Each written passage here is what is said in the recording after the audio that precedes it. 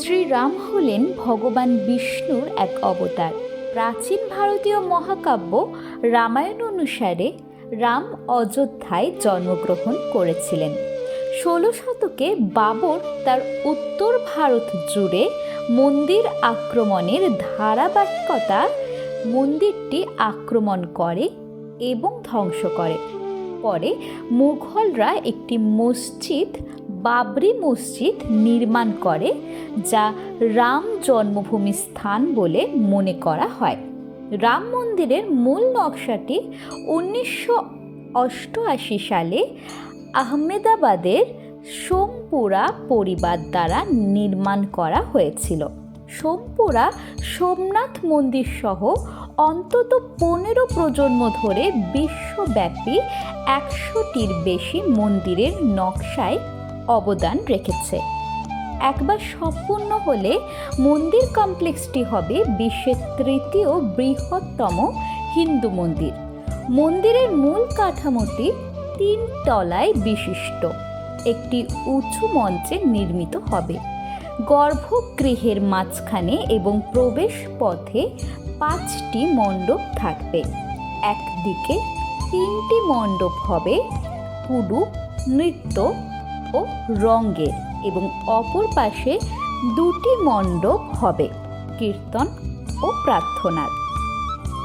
অযোধ্যায় এই রাম মন্দিরের মানচিত্র তৈরি করা হয়েছিল আজ থেকে ৩৭ বছর আগে। তারপর এই পরিকল্পনায় সামান্য কিছু অদল বদল করে যে মন্দিরটি নির্মাণ করা হচ্ছে তা আরও বড় ও সুন্দর। প্রস্তুত হয়ে গেলে অযোধ্যার রাম মন্দির হবে বিশ্বের তৃতীয় বৃহত্তম মন্দির। ২৩৭ ফুট উঁচু এই মন্দির অবস্থিত হবে ৭১ একর জায়গা জুড়ে। রাম মন্দিরের উদ্বোধন এক ঐতিহাসিক মুহূর্ত, যা সাক্ষী থাকার জন্য বছরের পর বছর ধরে অপেক্ষায় আছেন ভারতবাসী। রাম মন্দিরের উদ্বোধন উপলক্ষে ১২ দিন ধরে চলবে অনুষ্ঠান। উদ্বোধনের দিন দেশের বিভিন্ন গ্রাম শহরের প্রায় ৫ লক্ষ মন্দিরে পুজো অর্চনার আয়োজন করা হবে। রামনগরী অযোধ্যায় ভগবান রামলালার মন্দির নির্মাণের কাজ দ্রুত গতিতে চলছে, কারণ এই ২২শে জানুয়ারি তা উদ্বোধন হবে। মন্দির নির্মাণে বৈজ্ঞানিক পদ্ধতিও ব্যবহার করা হচ্ছে। মন্দিরের প্রতিটি জিনিস জমকালোভাবে সুসজ্জিত। রামলালার মন্দিরে যে বিজয় পতাকা বসানো হবে তার সুউচ্চ এবং সুবিশাল ১০ থেকে ১৫ কুইন্টাল ওজনের একটি স্তম্ভে স্থাপন করা হবে। মাটি থেকে ১৬১ ফুট উঁচু চূড়ায় স্থাপন করা হবে বিজয় পতাকা। এছাড়া বাতাসে যাতে মন্দির বা বিজয় পতাকার কোনো ক্ষতি না হয় তার জন্য বৈজ্ঞানিকভাবে হিসেব নিকেশ করে লাগানো হয়েছে। রাম মন্দির তৈরি হলে কেমন হবে সেই অ্যানিমেশন ছবি শেয়ার করা হচ্ছে ট্রাস্টের পক্ষ থেকে। শ্রীরাম জন্মভূমি তীর্থক্ষেত্র ট্রাস্টের মতে মন্দির নির্মাণে নিয়োজিত স্থাপত্যগুলি বিজয় পতাকার জন্য একটি কাঠামো তৈরি করেছে।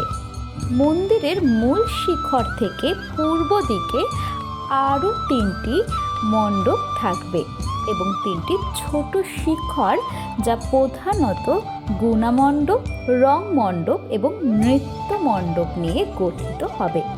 এছাড়া মন্দিরের পূর্ব পাশে থাকবে একটি সিংহদ্বার।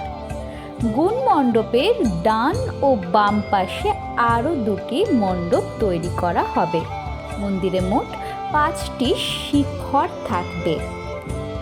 রামলালার মন্দিরে ৩৯২টি স্তম্ভ থাকবে, যার মধ্যে একটি স্তম্ভের গড় উচ্চতা 20 ফুট রাখা হয়েছে। রাম মন্দির নির্মাণে পাথর বসানোর কাজ রাত 11টা পর্যন্ত চলে। পর্যাপ্ত আলোর ব্যবস্থাও কিন্তু সেখানেই আছে। মন্দিরে মোট 5টি মণ্ডপ থাকবে। এবং সিংহদ্বার ও প্রবেশদ্বারও থাকবে।